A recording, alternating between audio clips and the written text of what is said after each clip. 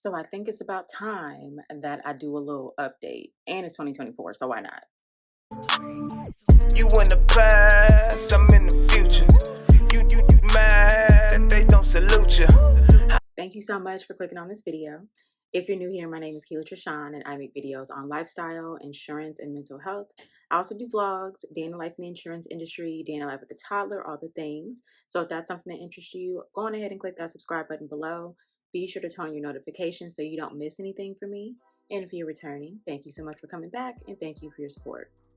All right, so I like to do these like ever so often just to kind of catch you guys up on what's going on in career, i.e., insurance, life, and content. So I kind of want to, recap like last year, some of the things that I felt like went wrong or didn't go the way I had planned, and then the goals that I have for 2024. So if you're interested, definitely go on ahead and stay tuned. Okay, so jumping right in, we're going to start with career. So, as you know, and if you don't know, if you're new here, I work in the insurance industry. I'm a field adjuster in the homeowners department of a major insurance company. Basically, last year was huge because I switched jobs. So, I'm not going to even get into what was going on at the previous job because if you've been watching for a while, you know. But if you're new, let's just say that the job just wasn't working out. I was being overworked, and they had kind of switched some systems around. It was just a whole mess. Anywho, I found another job handling more complex claims, but we get like less claims per week. So the claims number is a little bit less, but the claims are complex, so they could take a lot of time and effort, or whatever. And we deal with a lot of public adjusters, attorneys, things like that. So yeah, so I switched into that job around March of last year, and I started taking claims probably like about May-ish of last year. So because I'm an experienced adjuster, or well, all of us that started are experienced adjusters, we were kind of like they give you a little bit of time to acclimate, so they don't start you off with a full load of claims. Like you kind of get a couple to start off, so you can kind of have time to work those claims and learn the company's way and all of that. But, I would say after like maybe 2 months, we were getting like full on claims, which is fine. It wasn't like that crazy. Also, I have to drive a little bit further because we get less claims and because they're more complex, the radius that we drive is a little bit further. So, still not that big of a deal. Like if I'm only having to go out a couple times a week, driving further is not as big of a deal as if I'm getting the amount of claims I was getting at the previous job, and then having to go further and all that and not having time to do my work. So, as of right now, put it this way, I like the company and I like my coworkers. I like my supervisor and my manager. Like everybody's super cool. But I have just realized that I don't want to be in claims anymore. Like I don't want to be customer facing anymore. And I've said this in previous videos. Like I've told you guys that I don't know if being an adjuster is going to be the end goal. Well, no, I know it's not going to be the end goal for me. I want to be like kind of on the back end, whether that be doing SIU, whether that be, I don't think I want to do management, to be honest with you. Like, I don't really want to manage people. I still want to be an individual contributor because at this point in my life, I just want to be responsible for myself and my work product. But I've thought about going into training, but dedicated training, not like training while I'm being an adjuster. So I'm trying to figure that out because as I approach 40, which is crazy to think that this decade has gone by so quickly, but that's a whole other story. As I approach 40, I'm thinking about like what I want that next decade to look like, and I don't want to deal with the stress that I have to deal with as an adjuster. So I don't hate my job, but I have to be honest, it is a lot of stress. Like if I'm just going to be completely frank, there's a lot of dealing with people's emotions because obviously they're going through a tough situation. Specifically with homeowner claims, like the place where you lay your head, there's an issue. So it could be something small where one room is affected and just like a corner and it's not really affecting your life, to the whole house being affected and you have to move out and go live in a temporary situation. So it's dealing with a lot of that. A lot of people don't, I mean, I don't either. I know my policy because I'm an adjuster, but like a lot of people don't like read their policy or they don't understand their policy. So then when we're interpreting the coverage and someone thinks that something's covered and it's not, there's a lot of pushback there. And I'm just at a point where I don't feel like arguing anymore. I don't feel like going back and forth with public adjusters and attorneys and all that. Like I hope this is not all over the place, but like I feel like I'm pretty good at just, you know, being direct, and like I'm able to negotiate and all that. So I don't really have many arguments these days, but when I do, it's very taxing. And it's like, do I really want to do this? You have your needy customers that, you know, are blowing you up all the time. I already don't like talking on the phone. So if somebody calling me all the time, it's like, even if it's valid, I'd be irritated. Like, please just leave me alone. And then just trying to keep up with the workload. It's like, you know, you have your claims, and right when you feel like you're about to burst in capacity, you get another couple of claims, and you got to call those people, and, you know, you got to wait for your supervisor to approve things, and they're overwhelmed. So you're having to wait to move things on your file. Like, it just be a lot. Okay. So I'll say this: 2023 was good in a sense where I was able to secure this job, because I do feel like it's another notch on the resume. You know, it's a job that, with this experience under my belt, I'll be able to move into a position that I want. But I also feel like I'm gonna have to give it some more time, because I'm like just shy of a year in this role. So I'm gonna have to give it probably at least like a year and a half to 2 years of my time, you know, to be able to like really secure the position that I want. But I think I'm pretty set on the fact that when I do leave this role, it will not be customer facing. It'll still be in insurance, and it'll still likely be dealing with homeowners insurance, but it won't be a claims adjuster. I'm just putting that out there. So I do still plan to make videos about the claims industry, and I also plan on taking you guys along with me on that journey, as I have throughout the last couple of jobs, showing you guys just kind of what a day-to-day looks like, showing you guys the real deal.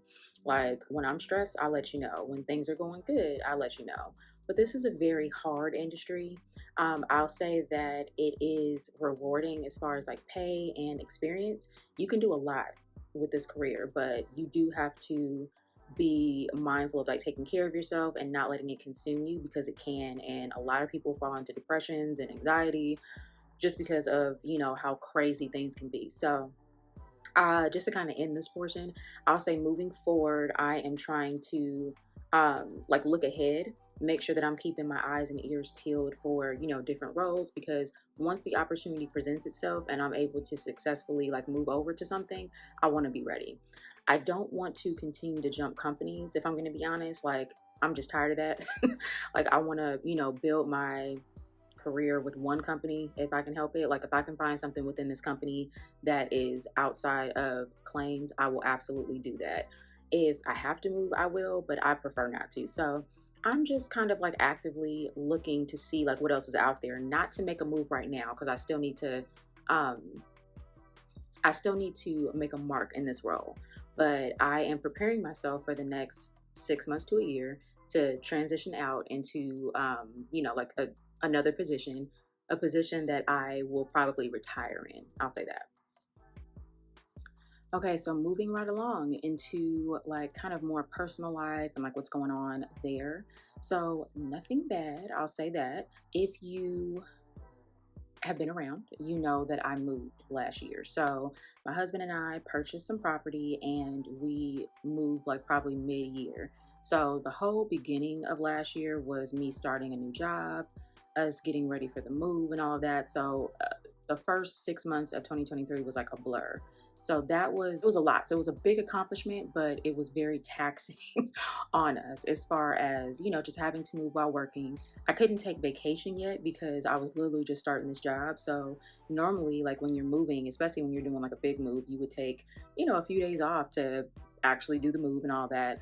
But I was moving on weekends and after work, because we're not far from where we used to live. So that was at least good. But, you know, the last time we moved, we didn't have a child. Like, I was pregnant.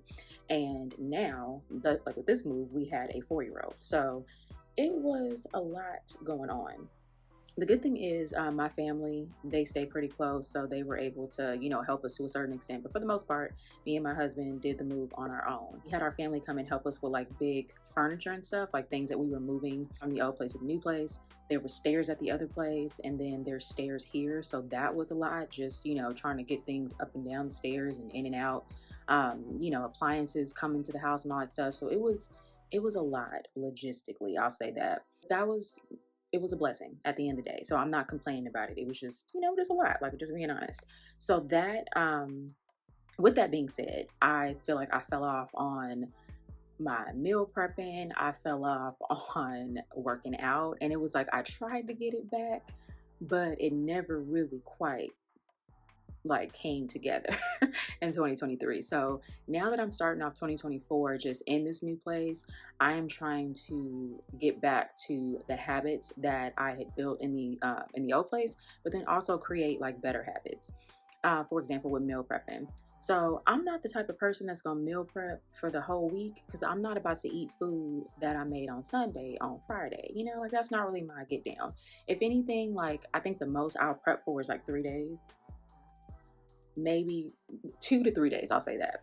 So that's kind of what I'm trying to get to. Like I usually cook on Sundays, and that, you know, takes us through Monday, sometimes Monday night, and then, you know, I just kind of plan meals out from there. So I want to get back to doing that because one, it's cheaper to cook from home, and then two, like, you know, what ingredients you're putting into your food and all of that. Three, it helps with like, you know, your fitness goals and stuff. So I'm trying to concentrate on protein and, you know, like fruits and veggies and things like that. So I am just like consciously making those changes this year. So you know, I'm getting better with shopping. Like I'm looking to see what we have, what can we put together so I don't have to DoorDash, all that stuff. Like there are going to be days, and I'm just being realistic with myself. There are going to be days where I just simply don't feel like it because I do a lot during the day. Um, there are going to be days where I just don't feel like, you know, cooking or preparing meals. But for the most part, I want to be able to say, okay, I cooked this day, so I've got X amount of meals, at least, you know, dinner and lunch at the very least for the next day, and then make something else, you know, on another night. And I also try to keep it simple. I feel like one thing with me is I'll try to get like too complicated with the meals, and I don't feel like doing it. But if I just keep it simple, I got a rice cooker, you know, there's things I can make in the oven and stuff like that. Like I try to do things like that during the week so there's no excuse. Like it's literally like 30 to 45 minutes, this meal, things that sometimes I can even make while I'm on the clock, like drop it in the oven real quick or put my rice on real quick, and then by the time everybody gets home, it's done. Also the crock pot, I'm trying to make more use of that. Those like dump and go meals, I'm trying to just get better with that. So that is like one of my things. And then also with the working out, I am pretty like, because of my job and just the nature of what I'm doing and running around with my son, I tend to get a decent amount of cardio, but like dedicated cardio, I feel like I want to do more of that for like heart health. And I want to get back on my strength training.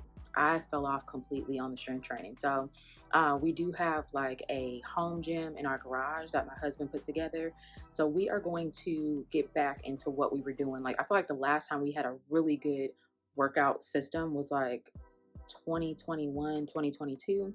And then we kind of fell off just as things started to change. But now we're like, okay, we got the place, we have the equipment, like let's set it up and you know, get back on it. So yeah, getting back to my workouts because I'm able to do it from home, and just making sure that I'm staying disciplined with that. Like if I say I'm gonna do it, I'm gonna do it. That's what I want to start, you know, keeping in mind. Like not thinking about working out, but actually going to work out, you know? So that's another thing with like the job. Like I need to stop letting the job fog get in my head and fog my brain. Like working out makes me feel so much better. So I need to make sure that I am incorporating that a few times a week because it really does make me feel better. Like whatever stress I'm going through at work, I can go and lift my little weights, ride on the bike, whatever, and I'm feeling good. So yeah, just trying to get back into that. And another thing, the last thing I'm gonna talk about in this portion is I want to go out more. I feel like the last couple of years, especially like with the pandemic and all that, I've been in the house. And don't get me wrong, I love being in the house, right? So I'm not saying that I want to be just outside, but like going to see my family, going to see my friends, and just, you know, living life, like not just simply working and working out, but actually going out and like enjoying life. I went to my best friend's daughter's performance the other day, and it was so cool just to like get to see them. I got to see her mom. I got to see my niece came. Like it was a really good like situation. So I want to be able to do things like that more. Just, you know, get out, come support people, and, you know, create like memories and stuff. Because I also need to make sure I'm taking more pictures and stuff. But yeah, I just want to make this year like a really, really good one. Like I said, I'm approaching 40, and you know, I want to create these habits now while I still have like a year and some change of 30s left. I want to create these habits now. So, when I'm in my 40s, I'm already in it. You know what I'm saying? Okay, so last but not least, let's talk about content. So, content, I completely struggled last year. If I'm gonna be completely honest, I struggled so much because I just simply was not able to put out the content that I wanted. I wasn't able to post as much as I wanted to. When 2023 first started, I remember saying that I wanted to get back to eventually posting twice a week like I did when I first started.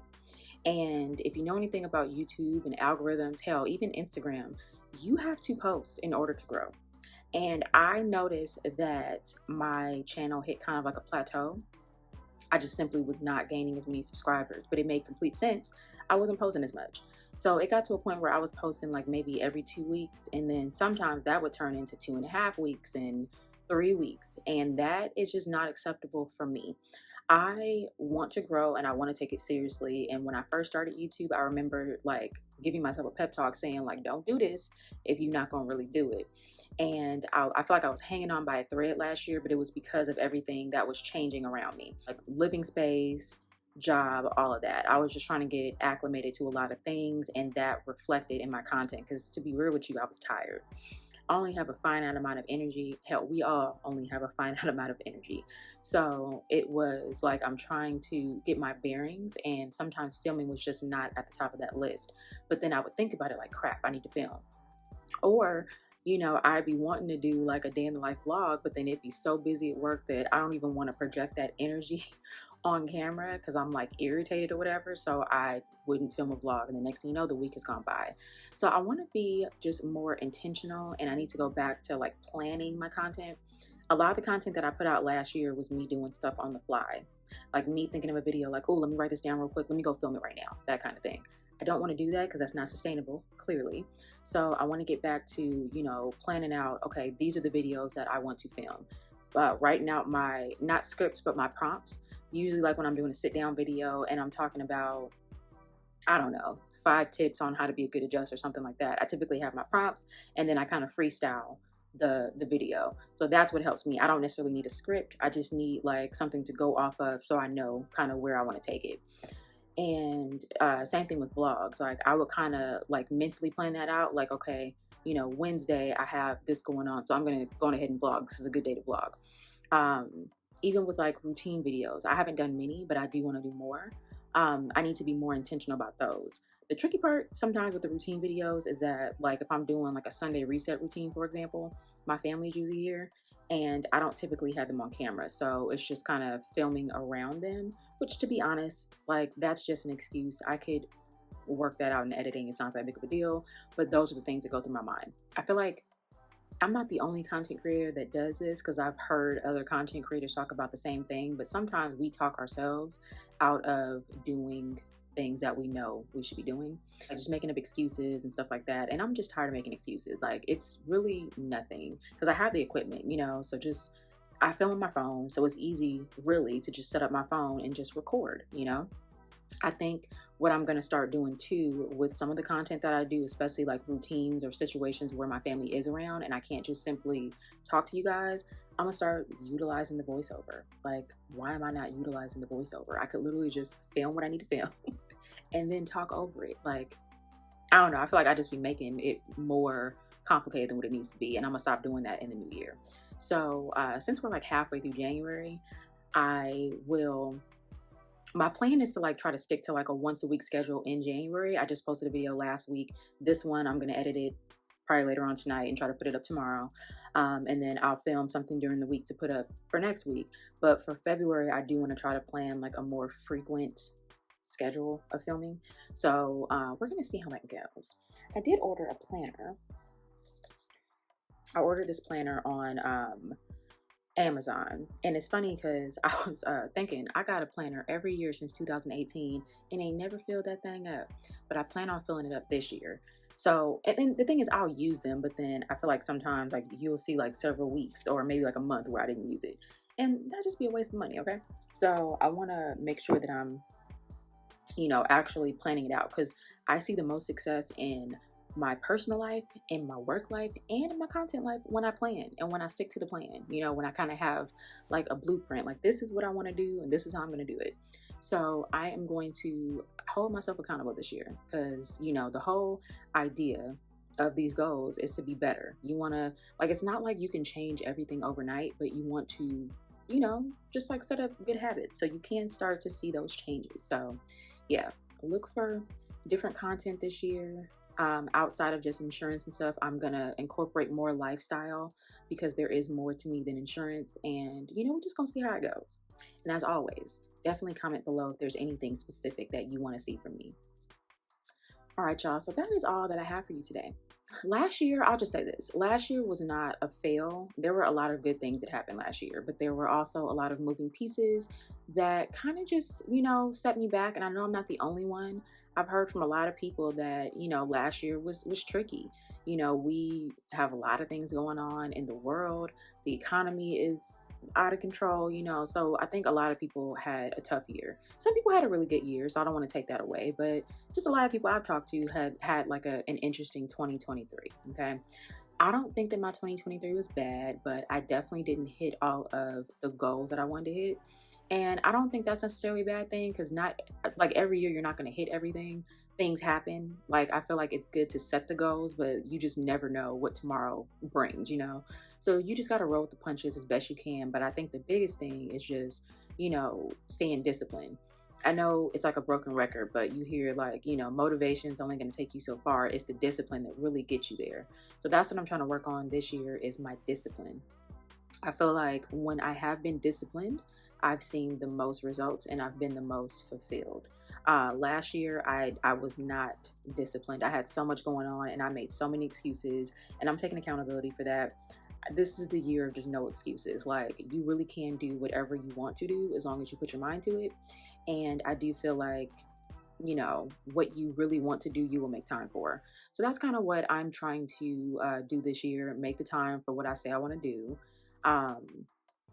Be mindful of my habits, and also allow myself grace, because everything's not going to be perfect, and these creating discipline is not overnight. So you have to just put the habits in place and make sure that you're sticking to them, so eventually you're doing these things without even thinking. So I'm wishing us all a very fruitful and prosperous 2024. With that being said, if you guys enjoyed this video, definitely go on ahead and give me a thumbs up. It really helps with the YouTube algorithm. If you have not subscribed and you made it this far, please go on ahead and click that subscribe button. Turn on your notifications so you don't miss anything from me. And with that said, you guys have an amazing day, and I'll see you next time. You mad, they don't salute you. I need a bag, size is super. They turned your back, it's like I never knew you. Leave that